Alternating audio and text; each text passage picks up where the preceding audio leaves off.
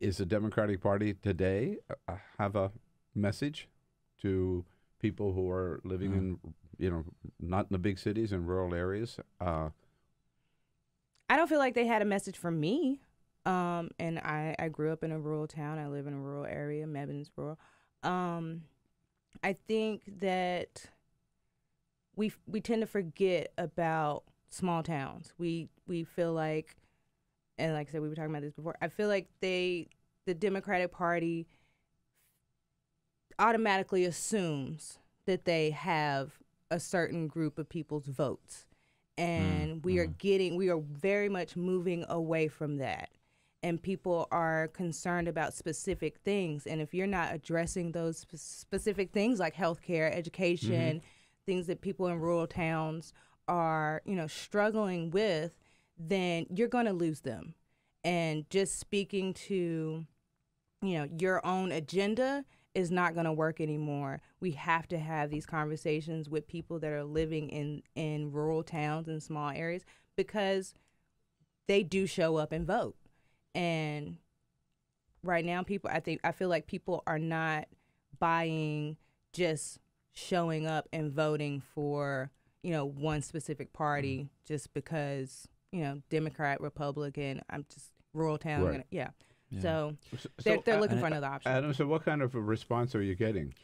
Oh, it's been amazing. I think can I just your question is important. Two quick things. Yeah. One, what the Democratic Party and progressives in general, we do not have infrastructure in rural communities, and so we are losing the battle for people's hearts and minds, and we're not building trust. We're not showing up for people, and that's the number one thing we need to do. And the second thing is, when you say that, what do you mean by that? You mean we're not knocking on people's doors. We're not building organization. We're not getting them involved in everyday democracy. But the right wing forces are everyday organizing, and they're organizing in a much more effective, strategic ways, and they're dominating in these rural communities, and they're not hearing our vision or message, and they don't trust people on the progressive side because they don't see you. We're not showing up for them where they live. We're not showing up for them on their issues. And I want to say one thing, just to your question. This is real important to remember. Rural people, first of all, rural America is not white. It's not synonymous with all white people. It's incredibly diverse, right? Native Americans, people don't understand that. It's very diverse. Most people don't know that. Yeah, it's very diverse.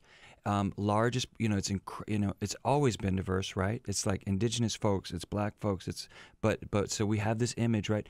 But you know what the Democratic Party doesn't have? They don't have a message for poor people and working people, and that's what rural America is. Rural America is working people who live off the land, and that is where we are failing. So it's like it is definitely, we need infrastructure in rural communities, but we need an agenda that speaks to all people that are struggling, that are being crushed by this economy, an economic system, and a system of like racial hierarchy that's killing us.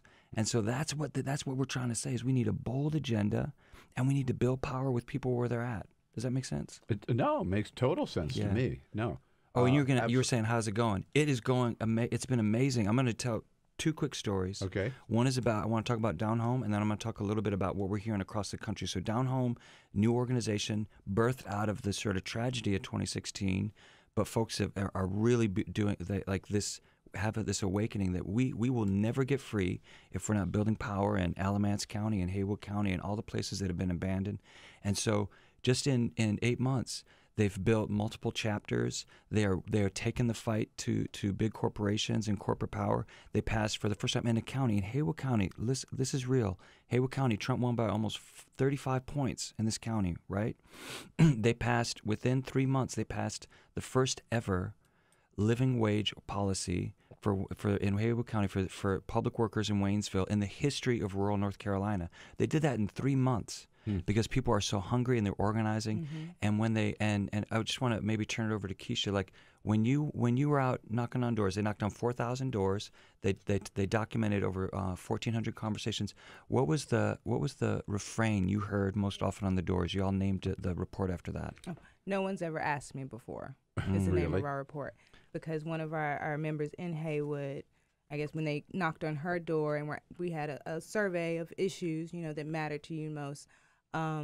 And Sam is her name, and she said that, no one's ever asked me any of these things before.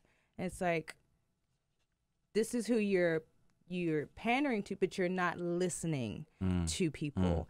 And that's what I learned. Like, people are ready to talk. People are looking for someone to listen. And when you open your ears and you open your heart, you're gonna get to the core of what people need. And then you have to take action with that. You can't just listen and, oh, it's good for a report. Now we have this information, and now we have to deliver on what the people need, like education, healthcare, guaranteed healthcare for all. People are really scared of losing their healthcare, losing their Medicaid, and like we those are things that I feel like in America we should not be afraid of losing. You know, access to good food, access to clean water.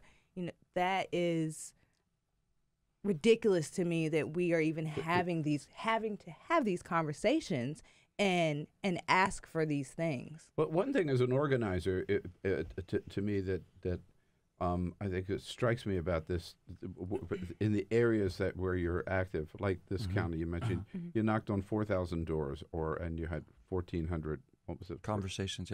Conversations, right? I mean, and you were able to affect change. That's relatively a small universe, right? I mean, this is doable. I guess is the point I'm saying. You know, whereas you go to a Chicago area, or even Washington D.C. or San Francisco, L.A. or whatever places where I've been active in politics, and you're talking about trying to reach hundreds of thousands of people or tens of thousands of people and mobilizing all of this. On a smaller scale, you can really kind of get things done. It's still hard work, and it's still determined work. It's got to be organized, but it's doable, right? Yeah. And particularly North Carolina, I think, is such an exciting state. So we were over years on the air in Asheville, North Carolina. So that's kind of the part of the state we know. But like Reverend William Barber, who's done the Moral Mondays movement in North Carolina. We know that Barack Obama carried North Carolina. I mean, North Carolina is on the verge of being a really progressive state, right? I'm learning that we are very important, and absolutely, and the potential there. I think it's right on the cusp. Of moving forward. So I think the work you're doing in North Carolina is so extremely important. Yes, thank you. And what Down Home is doing, and what groups that we're working with as part of this movement all over the country doing, is they're going to the places in North Carolina, but we're doing this in Iowa, Michigan, Wisconsin, Pennsylvania, all over the country.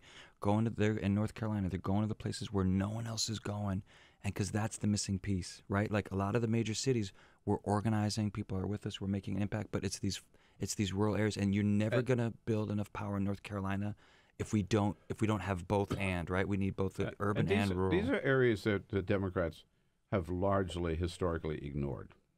No, I mean not always historically, because obviously you mentioned FDR, a long history, FDR. and LBJ and others, but last 30, the more 40 modern years. Democratic Party has just kind of ignored those areas and written them off. I know I was Democratic chair of California at one time, and a lot of people just said, don't even worry about the Central Valley, or just don't even campaign there. Don't even have candidates there, which was insane. And how did we turn California from red to blue?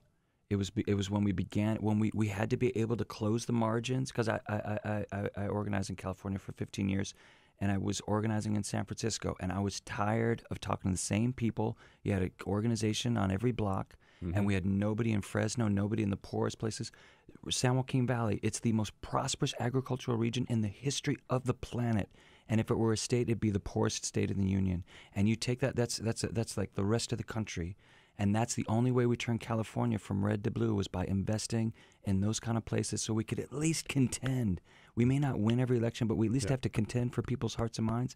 And when we do that, and we fight for people in all the places, all the people in all the places, we can win.